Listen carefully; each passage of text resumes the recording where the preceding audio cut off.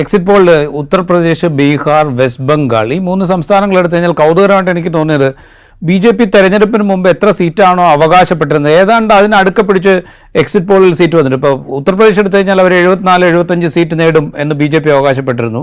Exit പോളുകൾ ഏതാണ്ട് 64 മുതൽ 74 വരെ സീറ്റ് BJPക്ക് കൊടുക്കുന്നുണ്ട്. വെസ്റ്റ് ബംഗാളിൽ അവർ 25-26 സീറ്റ് വരെ അവകാശപ്പെട്ടിരുന്നു. പല സർവേകൾ നോക്കുമ്പോൾ 22 മുതൽ 25 വരെ സീറ്റ് വെസ്റ്റ് ബംഗാളിൽ കൊടുക്കുന്നുണ്ട്.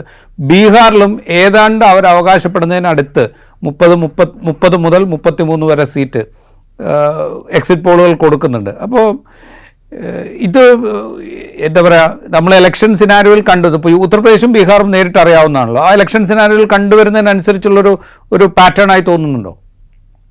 തീർച്ചയായിട്ടും ഇല്ല. അതായത് തെരഞ്ഞെടുപ്പിന്റെ ഫീൽഡിൽ കാണുന്ന വെച്ചാൽ നമ്മൾ സാധാരണഗതിയിൽ ഈ എക്സിറ്റ് പോളുകളൊക്കെ വരുന്നതിന് മുമ്പേ രാഷ്ട്രീയ പത്രപ്രവർത്തനം നടത്തിക്കൊണ്ടിരുന്ന ഒരാളാണ്.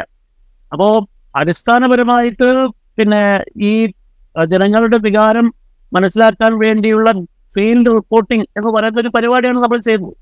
അപ്പോൾ 93 മുതൽ ഏതാണ്ട് 2014 വരെയുള്ള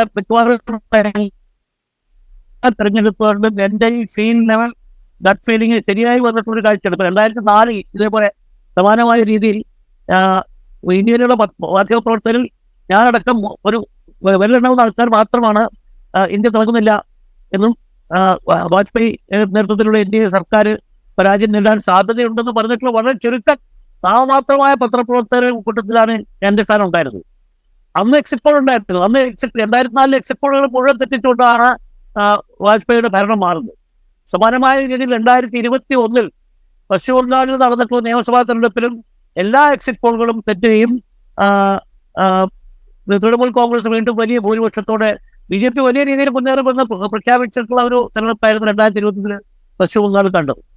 പിന്നെ ഈ സമാനമായ രീതിയിൽ ഇപ്പോൾ കേരളത്തിലും കഴിഞ്ഞ തെരഞ്ഞെടുപ്പിൽ വന്നിട്ടുള്ള എക്സിറ്റ് പോളുകളും മിക്കവാറും എല്ലാ എക്സിറ്റ് പോളുകളും എനിക്ക് തോന്നുന്നത് നമ്പറിൽ നിന്ന് വളരെ വ്യത്യസ്തമായിട്ടുള്ള വിശേഷമാണ് പ്രസന്റ് ചെയ്തതെന്ന് എനിക്ക് തോന്നുന്നു.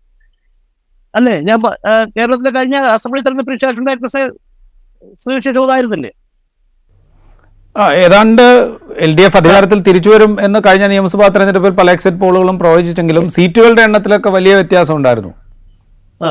അപ്പൊ അങ്ങനെ ഈ പറഞ്ഞ രീതിയിൽ എക്സിറ്റ് പോളുകൾക്ക് ഈ പറഞ്ഞ ഒരു മാർജിനൽ സിബി പറഞ്ഞതുപോലെ ഈ 20-30% ഓഫ് മാർജിനുകൾ ഉണ്ടാവും എന്ന് അവർ തന്നെ പറയുന്നുണ്ട്. എല്ലാ എക്സിറ്റ് പോളുകളും പറയാറുണ്ട്. അപ്പം അങ്ങനെ ഒരു മാർജിന ഫലം വെച്ചിട്ടാണ് ഈ ഉത്തർപ്രദേശും ബീഹാറിലും ഈ ഒരു സ്ഥിതിവിശേഷം കണ്ടിട്ടില്ല എന്നുള്ളതാണ്. പിന്നെ എക്സിറ്റ് പോളുകൾ മാനിപ്പുലേറ്റ് ചെയ്തുകൊണ്ട് എന്താണ് ഗുണം എന്ന ചോദ്യം സിബി ചോദിക്കുകയുണ്ടായി. അതിന്റെ ഗുണം ഞാൻ പറഞ്ഞുതരാം. ഇത് ഇപ്പോൾ കഴിഞ്ഞ പ്രാവശ്യം ബീഹാറിലെ നിയമസഭാ തെരഞ്ഞെടുപ്പിൽ ഏതാണ്ട് 11 മുതൽ 15 സീറ്റ് വരെ രാഷ്ട്രീയ ജനതാദളിന് കിട്ടേണ്ട ചെറിയ വോട്ടും രാഷ്ട്രീയ ജനതാദൾ ജയിക്കുന്ന സീറ്റുകൾ ഡിസ്ട്രിക്ട് അഡ്മിനിസ്ട്രേഷന്റെ ഇടപെടലിലൂടെ തോൽപ്പിക്കുകയാണ് ചെയ്തത്. അങ്ങനെയുള്ള ഒരു മാനിപ്പുലേഷന് വേണ്ടിയിട്ടുള്ള ഒരു അറ്റ്മോസ്ഫിയർ ക്രിയേറ്റ് ചെയ്യാൻ വേണ്ടിയിട്ട് ഇത് സഹായകമാകും ഈ എക്സിറ്റ് പോളുകൾ മാനിപ്പുലേറ്റ് ചെയ്യുന്നത് തന്നെയാണ്. അതുകൊണ്ടാണ് ഇപ്പോൾ അഖിലേഷ് യാദവ് മുതൽ കപിൽ സിബൽ വരെയുള്ള നേതാക്കന്മാർ അവര് എന്താണ് ഈ കൗണ്ടിംഗ് സെന്ററിൽ അനുവർത്തിക്കേണ്ട ഒരു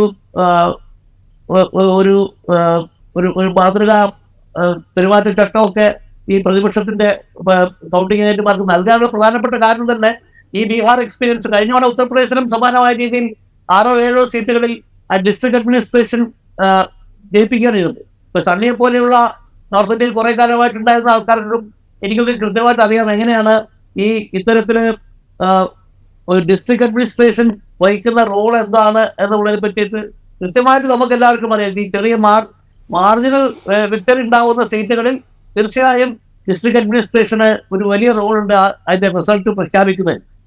ഉദാഹരണത്തിന് സുഷമ സ്വരാജിനെ പറ്റിയിട്ടുള്ള ഹരിയാനയിൽ നടന്നിട്ടുള്ള വളരെ പ്രസിദ്ധമായ ഒരു സംഭവമുണ്ട്. സുഷമ സ്വരാജിന്റെ സഹോദരി അവിടെ ഒരു ഉപതെരഞ്ഞെടുപ്പിൽ മത്സരിക്കുന്നുണ്ടായി. ആ ഇലക്ഷനിൽ അവർ തോറ്റു. അവരൊരു ഇൻഡിപെൻഡന്റ് സ്ഥാനാർത്ഥിയെടുത്താണ് തോറ്റത്. ഏതാണ്ട് 1500 വോട്ടിനെടുത്ത് തോറ്റു. അത് തോൽക്കുന്നു എന്നുള്ള വിവരം അറിഞ്ഞപ്പോൾ അവരൊരു ചോപ്പറിൽ വന്ന് ഈ കൗണ്ടിംഗ് സെന്ററിൽ കയറി അവർ ഇത് മാനിപ്പുലേറ്റ് ചെയ്ത് ഈ എലക്ഷൻ കൗണ്ടിങ്ങിന്റെ ഓഫീസർ അദ്ദേഹം സുഷമ സ്വരാജിന്റെ സഹോദരി ജയിച്ചു എന്ന് പ്രഖ്യാപിച്ചു. പക്ഷെ ഹരിയാനയിലെ ജാട്ട് സമുദായത്തിൽപ്പെട്ടിട്ടുള്ള ഒരു സ്ഥാനാർത്ഥിയായിരുന്നു മറ്റേ ഈ സ്വതന്ത്രമായി മത്സരിച്ചിട്ടുള്ള യഥാർത്ഥത്തിൽ ജയിച്ച സ്ഥാനാർത്ഥി. ഈ സുഷമാ സ്വരാജ് അവിടെ ലാൻഡ് ചെയ്തെന്ന് അറിഞ്ഞു കഴിഞ്ഞ ശേഷം ഏതാണ്ട് 10-25,000 ചാർട്ടുകൾ ഈ കൗണ്ടിംഗ് സെന്റർ വളയുകയും നിങ്ങൾ എന്തായാലും അകത്ത് കയറി ഇനി നിങ്ങൾ പുറത്ത് വരും നമ്മൾ കാണണം എന്ന് പറഞ്ഞാൽ അവിടെ കംപ്ലീറ്റ് ആയിട്ട് വളയിച്ചു. ഈ നമ്മുടെ കർഷക സമരത്തിലേക്ക് നടത്തിയിട്ടുള്ള സീജിന്റെ മറ്റൊരു രൂപം.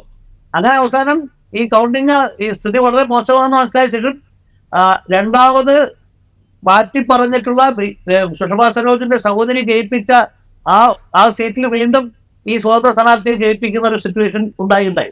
അപ്പൊ അങ്ങനെയുള്ള പലതരത്തിലുള്ള തിരിമറികൾ ഈ കൗണ്ടിങ്ങിന്റെ സമയത്ത് നടക്കാറുണ്ട്. അതിന് കളമൊരുക്കാൻ വേണ്ടിയിട്ട് ഈ എക്സിറ്റ് പോൾ മാനിപ്പുലേഷൻ വളരെ പ്രധാനപ്പെട്ട ഒരു ഘട്ടവുമായിട്ട് മാറുന്നുണ്ട് എന്നാണ് എനിക്ക് തോന്നുന്നത്.